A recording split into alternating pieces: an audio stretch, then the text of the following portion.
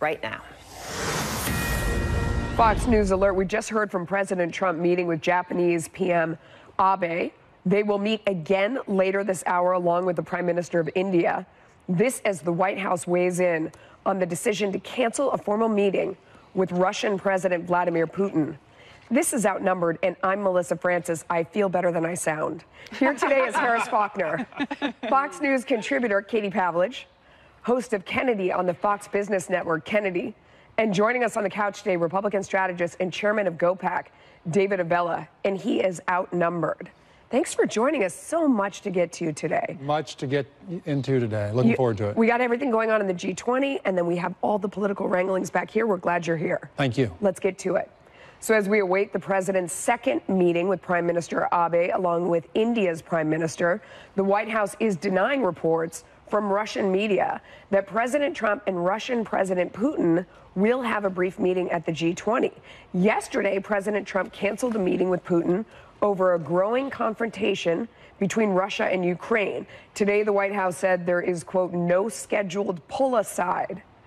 And a short time ago, White House Press Secretary Sarah Sanders saying, quote, the Russian witch hunt hoax, which is hopefully now nearing an end, is doing very well. Unfortunately, it probably does undermine our relationship with Russia. However, the reason for our canceled meeting is Ukraine. Hopefully that will be resolved soon so that the productive conversations can begin. This morning, the president and leaders of Canada and Mexico signed a new trade deal to replace NAFTA, the president touting the agreement as a win for American workers. The USMCA is the largest, most significant, modern and balanced trade agreement in history. All of our countries will benefit greatly.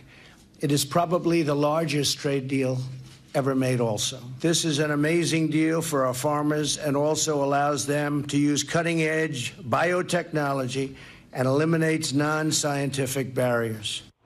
The president will also be sitting down with Chinese President Xi Jinping on Saturday amid growing trade tensions and questions over whether the U.S. and China can agree on tariffs and technology.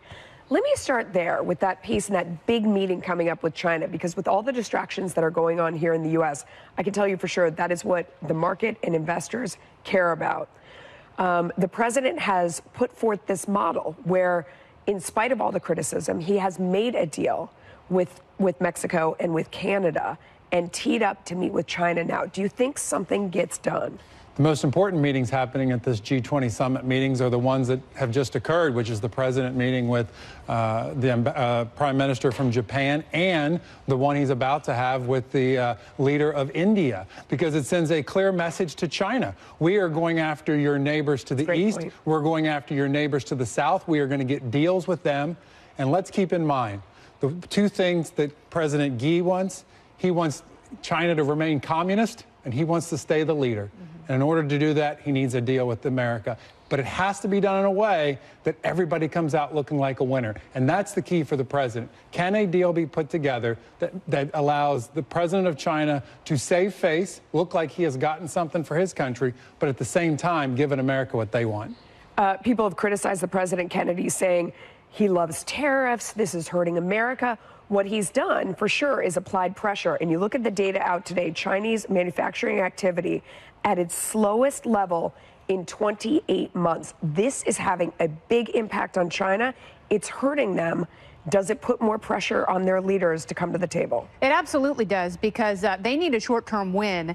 And they have two strategies here, because obviously President Xi wants to remain, and he has anointed himself president for life. They've got the long-term, multi-decade strategy. And I think that's where the intellectual property theft comes in, because they essentially steal great American ideas and bolster Chinese technology and essentially manufacturing. And that's the long-term goal. That's what we should be shutting down, and that's where the president should stand as firmly as possible, so they're not stealing our great ideas for their long-term gain. Now, in the short term, as far as these tariffs, it is really going to hurt them, and you're absolutely right. They're going to have to craft a deal that boosts both economies and the world economy along with it, so we can have freer trade back and forth between both countries. Free trade means you don't steal other people's great ideas. Yeah, Yep. absolutely. Well, and the president is in now, David, which I think you were alluding to, a unique position of leverage and power after having signed the USMCA today.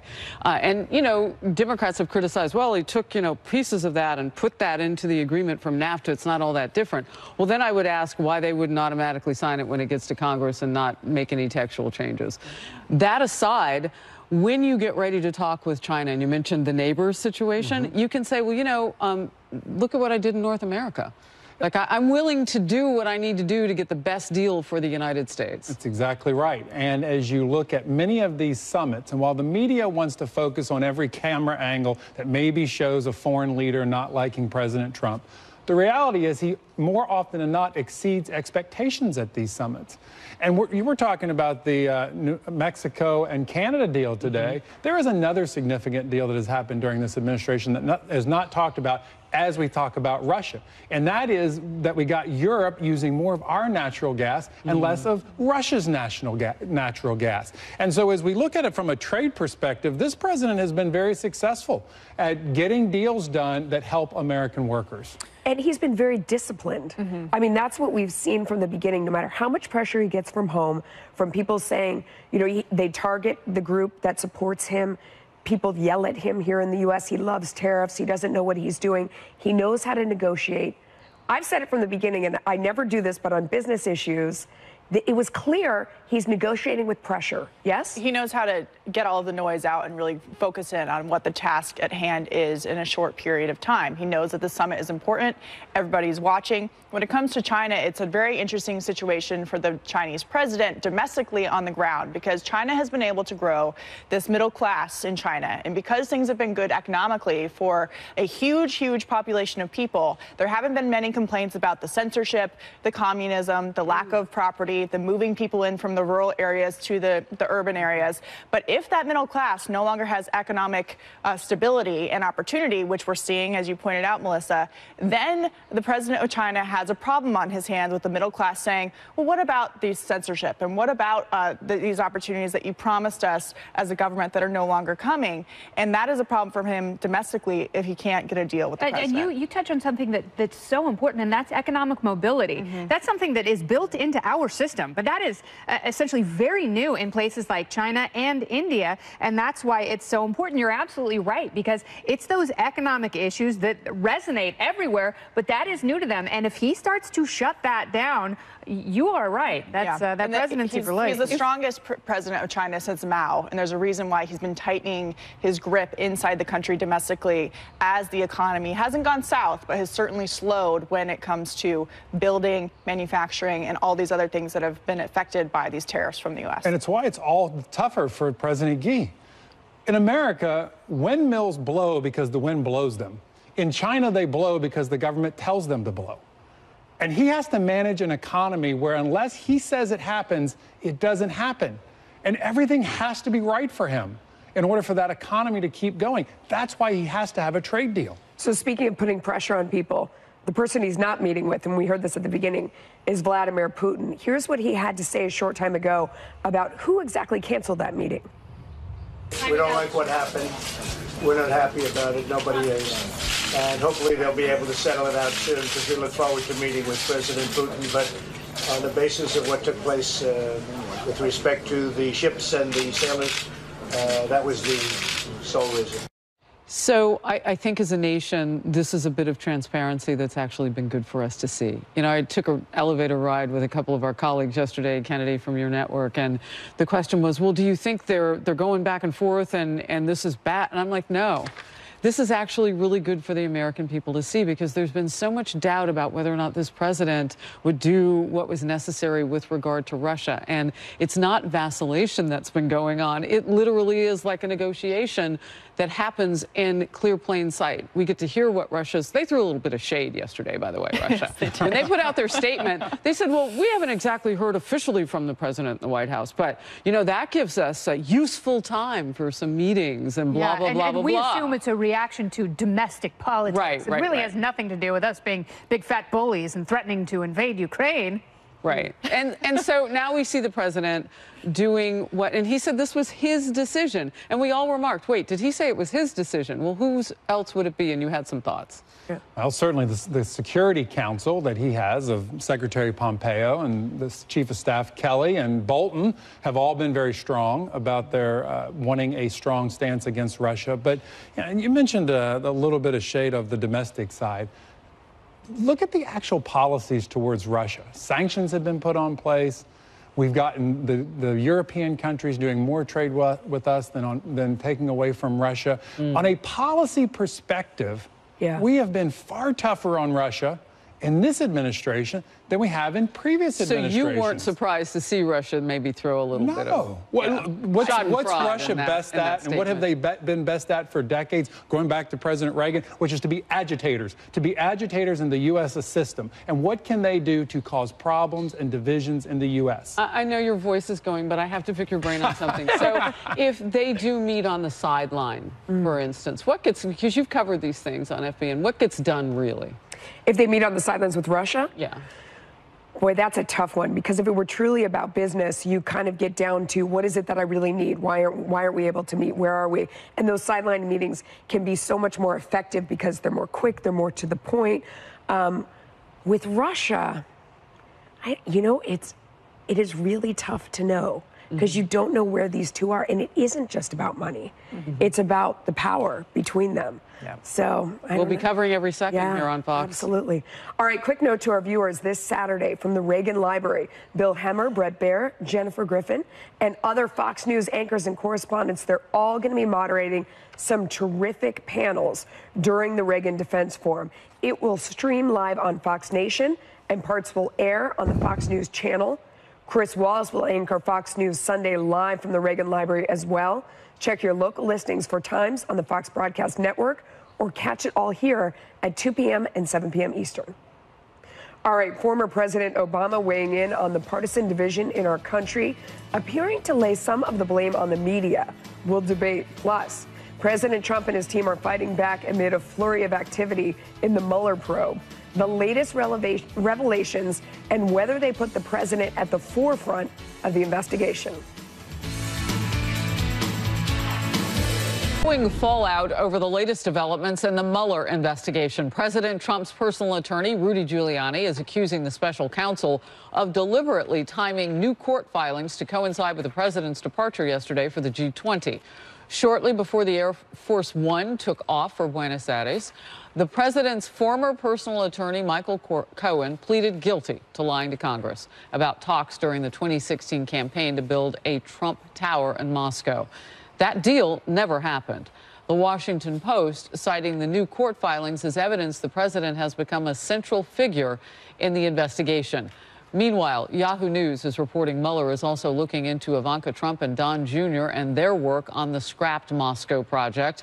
This is BuzzFeed is reporting the Trump organization planned to give Vladimir Putin a $50 million penthouse apartment in that said building. Trump's attorney, Rudy Giuliani, called the report, quote, crazy. The president pushing back on all of this, tweeting this morning, "Oh, I get it. I am a very good developer, happily living my life. When I see our country going in the wrong direction," parenthetically, he says, to put it mildly, "against all odds, I decide to run for president and continue to run my business, very legal and very cool." Talked about it on the campaign trail, lightly looked at doing a building somewhere in Russia, put up zero money, zero guarantees, and didn't do the project. Witch hunt! Exclamation point. The likely incoming chairman of the House Judiciary Committee, Democrat Jerry Nadler, says there's still a lot we don't know about what Mueller has found.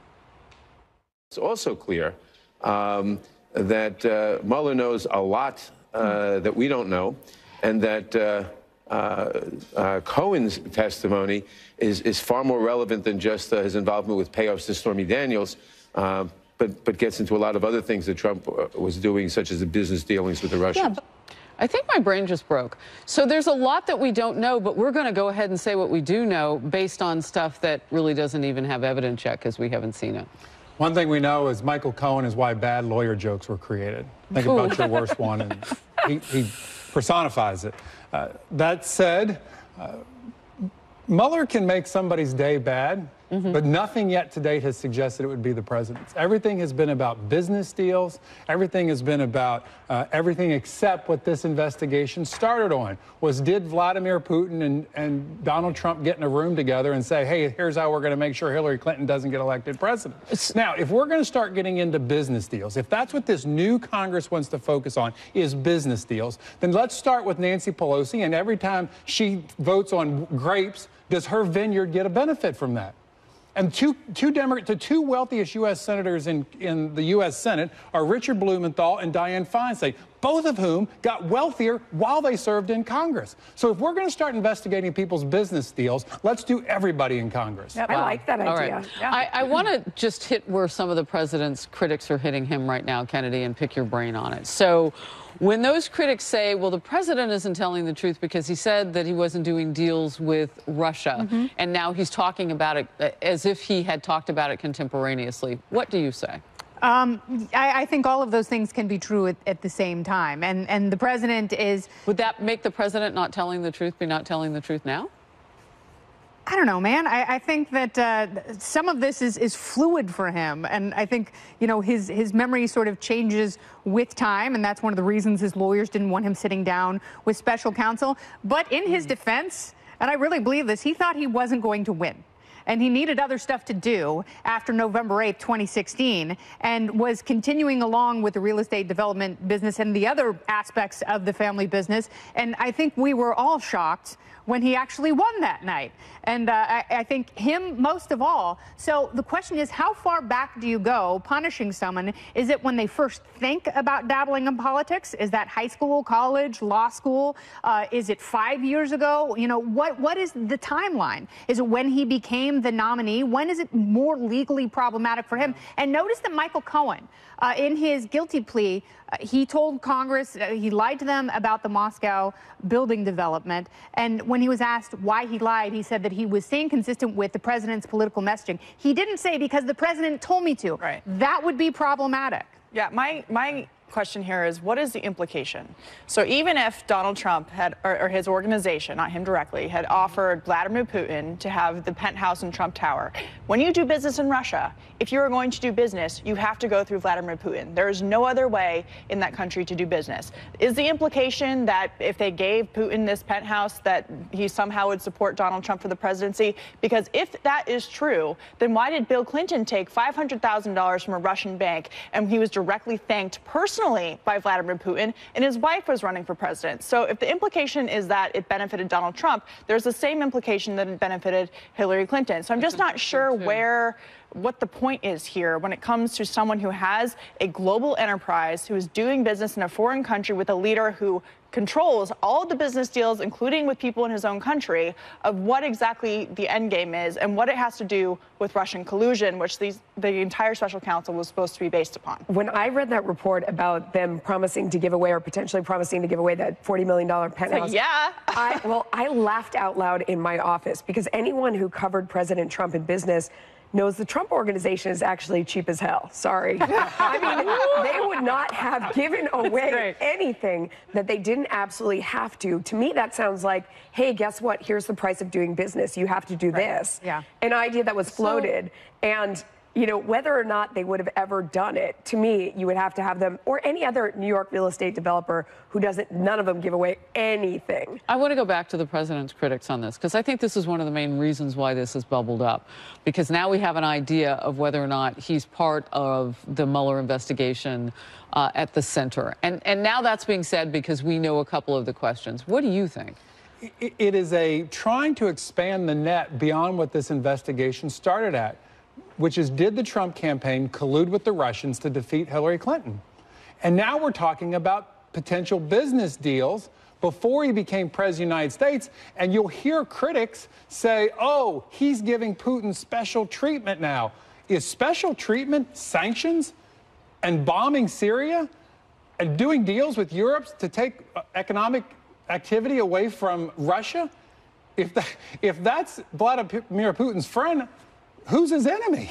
So there's a theme here, though, that I picked up on, and it is that reach back. It happened with Paul Manafort. It's happened with Michael Flynn, where you reach back, you see what people were doing before the campaign. Can I make one yes. point there? Because Alan Dershowitz pointed out that the pleas and the charges and the indictments that have all come from the Mueller investigation have all happened after Robert Mueller became involved. These aren't necessarily indictments because of activity that took place during the campaign. They were procedural indictments, and that again, I think the president could be, as Dershowitz also pointed out, in political deep yogurt, but the legal side, there's still a lot to be learned, and people would be foolish to rush to judgment. The political matters because we're looking at 2020 already, so that's all of it matters. All right, we'll move on. We're awaiting a court hearing as attorneys for former FBI Director James Comey are seeking to dismiss a House subpoena to have him talk behind closed doors. Lawmakers want answers on the DOJ's actions in the run-up to the 2016 election. Comey doesn't like the format, but House Republicans say it's way past time for them to hear from him. Stay with us. We need to know what Jim Comey was doing with regard to the initiation of the so-called Trump-Russia collusion investigation. Fox News alert: a federal judge is set to hold a hearing just over an hour from now as lawyers for former FBI Director James Comey try to block a subpoena for House Republicans. The GOP wants him to testify behind closed doors next week about the DOJ's investigation during the 2016 election. Comey's lawyers arguing in court filings, quote, Mr. Comey should not be coerced into participating in an improper and partisan effort to undermine the legitimacy of an institution that he served for the better part of 4 years. There is no legitimate reason why Mr. Comey cannot provide sworn live public testimony about the matters under investigation. House Judiciary Committee Chair Bob Goodlatte responding to Comey.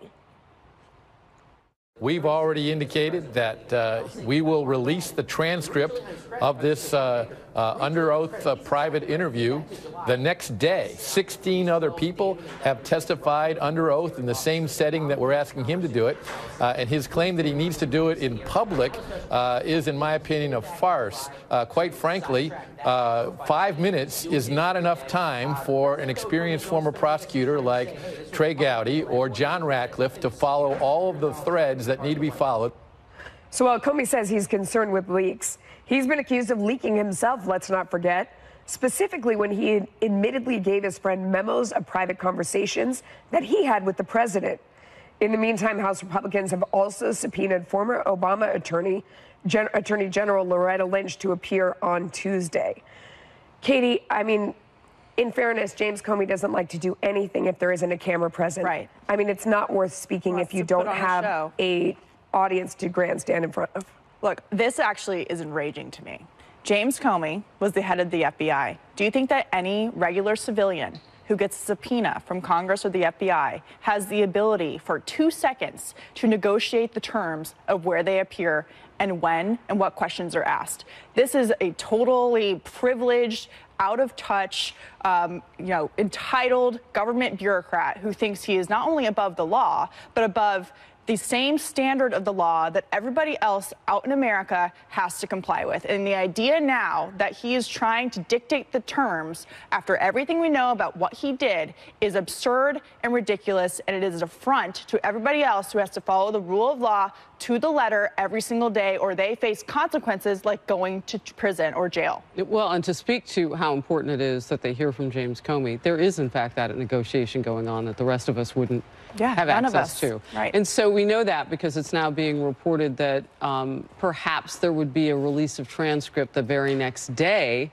after this. So you can sit down, you can say what you have to say behind closed doors. Well, then I ask the question, why not just put it all out there to bear to begin with? Unless you think you can get something without leaking classified information. That's what I think the bigger concern should be, would that get out? Not so much whatever he's concerned about in terms of fairness. As worthy as this investigation may be, the evidence is that Comey's already lied to Congress. So what makes us think this investigation or this hearing would be any different? It probably wouldn't be. And here, the reality is in the next few weeks, Goodlatte's going to go from being the chairman to not being the chairman, and the Democrats going to come in, and we'll never hear about this again. Can I just make one point on that quickly? Republicans, if they believe truly that he has lied under oath and they have evidence for that, they have the ability and the power to refer him for criminal prosecution. So they have a time period now to do that, and we'll see if they actually do based on what they claim is Comey lying under oath. Wow. And Kennedy, back to that point, how rich is it for him to talk about leaking? I mean, we all remember that interview he did with Bret Baier when he kept saying, you know, Bret Baier kept saying, well, but you went and you took these materials and you gave them to your friend to then share with the media. That is a leak. And he was like, that's not a leak in my book. Well, no, of course not, because it directly benefits him, which just points to his malignant narcissism. So he only wants to testify in public because he wants to increase his brand and, you know, his appeal to a general audience so he can get higher speaking fees. That's offensive because, you know, you're looking at someone, he leaked that stuff in order to launch the special counsel. He also has his deputy director was fired for leaking. And you have, you know, two people working under him who were overseeing the Hillary Clinton investigation and then shepherded the Russia investigation. And they were anti-Trump and they had text messages going back and forth and they were working for special counsel. So there are so many conflicts of interest that still have yet to be resolved. I'm not really that interested in James Comey's brand. I want the truth, and I fear we're never going to get it. Yeah. And it just goes to show how partisan he is if he only wants to give that truth to one side. All right. Well, with just about a month before power shifts in Congress, House Democrats have begun setting their sights on Michael Cohen. Lawmakers say they want President Trump's former longtime attorney back on Capitol Hill for a new round of questioning after he admitted lying to the Senate Intel Committee. Politico predicts Cohen will be returning to Capitol Hill, and that would be a spectacle to rival the Watergate hearings. Yeah. One Democrat on the House Judiciary Committee, Jamie Raskin, said, quote, obviously you have to be a little bit ginger with anybody who's been lying for a long time, but he is clearly going to be a truth-telling refugee in Trump world. I would expect that he has something to contribute to the congressional investigations of the lawlessness of the Trump administration. Meanwhile, Ohio Congressman Jim Jordan has been tapped to become the top Republican on the House Oversight Committee. When Democrats take control in January, Congressman Jordan is expected to be a fierce defender of the president. I see you having nonverbal sorts of reactions to this, and I want to know what you're thinking. My first thought is Michael Cohen has exceeded his 15 minutes of fame. He is well past. That said, it is head-shaking to now Democrats see Michael Cohen as being the great truth teller. And she referenced it in her quote, that here's a guy that's already lied to us in Congress, but now he's going to tell us the truth. Yeah. And it all goes to not the just Democrats will bend. lied to the Senate Intelligence Committee. I mean, yeah, and so now you're... They're going to bend whatever fact they get to what makes it look like Donald Trump did something wrong, no matter what it is. So, Kennedy, as you kind of forecast this out, this was somebody who the president trusted. This was his personal attorney. There was a lot of talk about whether or not there was attorney-client privilege in the very beginning of this. Mm-hmm. Regardless of all of that, you've got somebody who potentially could tell you things that his client never thought would ever be repeated. And that is completely fair, because that's what happens when you hire somebody. Yeah, is anything protected by attorney-client privilege anymore? It's very curious, but I don't understand how people could take someone who has clearly lied and just assume that now they are the flavor of the week. Therefore, this version of their events is to be believed. And, you know, this is someone who has been gaming the system, and he's a gross person. And I hate to say it, but the president has attracted some doozies over the course of... I don't even think he would argue with that at this point. I mean, you the look whole at nation Manafort, Roger Stone, Michael Cohen. It's like, come on, man. It's time for you to drain your own swamp and, you know, move forward without some of these hangers-on, because these slimy, Vaseline-covered salamanders do more harm than good. Wow. So in the past 24 hours, I've heard all the overly cute people who hate the president say, well, why would someone lie about lying? That just doesn't make any sense. You know, I've never, in the history of your career, you've never heard anyone lie about lying. And the guest says, no, I've never heard of that. I'll tell you why. to diminish his time in jail. Yeah. I mean, come on. Like, let's look at this through a non-biased lens.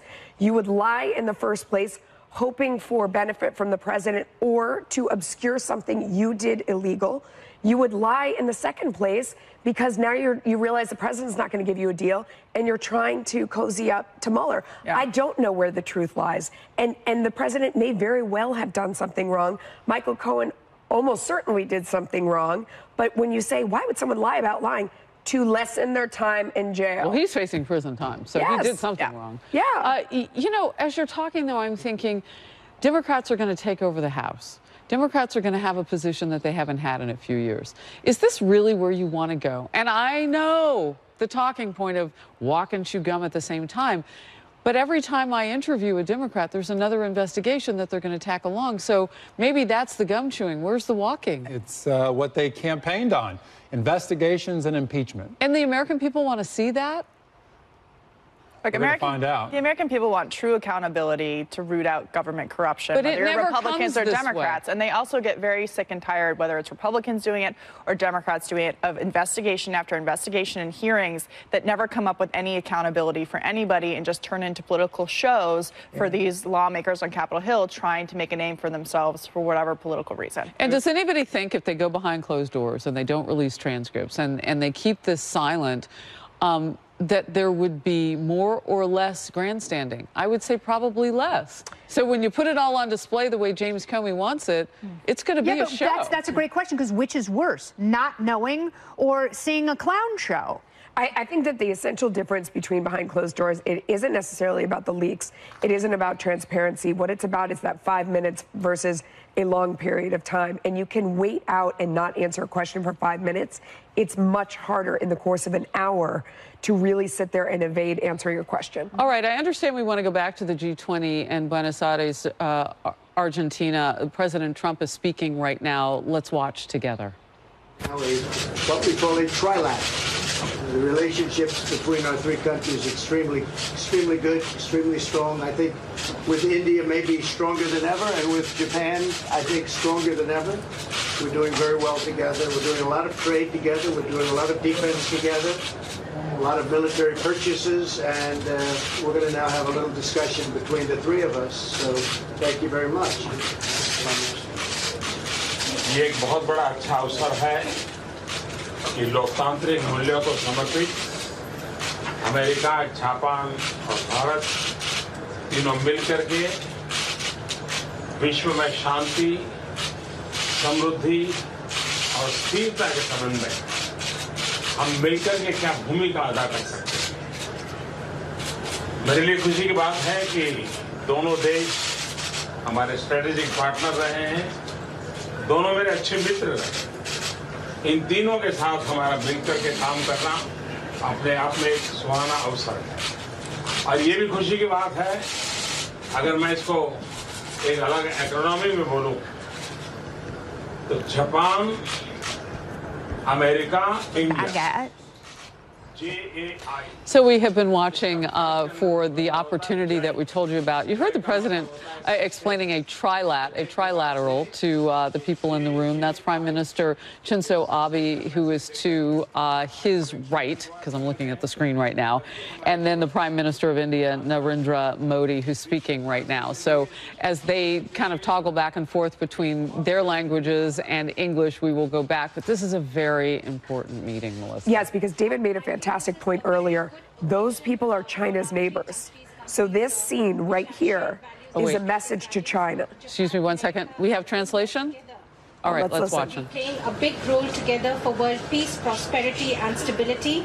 I'm also happy that both the countries are our strategic partners. Both of them are very good friends. And the three countries together, it is a matter of good fortune that we will work together. When you look at the acronym of our three countries, Japan, America and India, it is J, which in Hindi or in India in general is for success. In a way, this J, success, this message, is a good message that goes out. It's a good beginning. And together, as I said earlier, we'll be playing a very big role to work together for world peace, prosperity and stability. 最後首脳会談が前例して対応ですということなんです。普遍的に戦略的利益を共有する。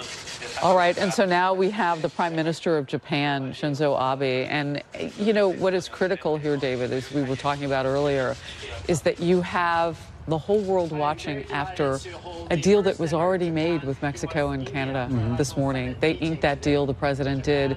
And so we know that this president will jump in and he'll renegotiate trade. And his critics can say, well, it's not that different from NAFTA. No doubt, the men on that podium right now, they see a man in the center who's willing to get into it. And China already, their neighbor, has been feeling the tariffs in this tough conversation. There isn't a country in this world that doesn't want to do business with the United States and have access to our markets. And there is no doubt the president of China is sitting in his hotel room looking at this press conference right now, or will watch the replay of it, because this is more than just economics. We are doing economic activity with these two countries. We're also doing military with these two countries, and they're buying our military weapons. All right, President Trump is taking some questions. Let's watch.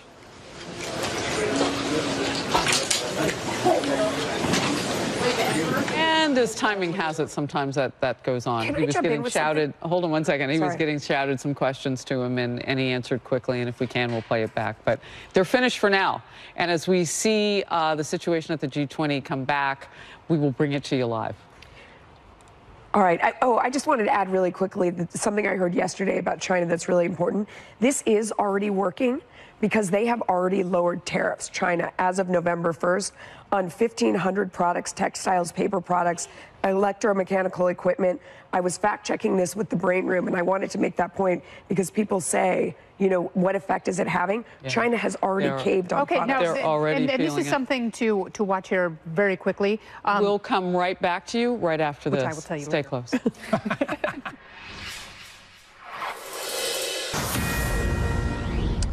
Here we go. That is a picture of the president meeting with Prime Ministers Abe and Modi from Japan and India, respectively. That is a G23 way. That's a trilateral conference. The president also apparently bumped into Saudi Crown Prince Mohammed bin Salman.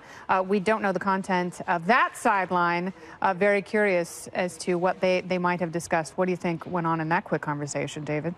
Can only speculate, but what did come out of this summit that's significant is the deal between the United States, Mexico, and Canada, and this meeting that just occurred there between the president and the leaders of China, or of Japan and of India, because those are significant to get China. And that is what matters out of this summit. Melissa, one of our closest allies, obviously Japan, and seeing Japan,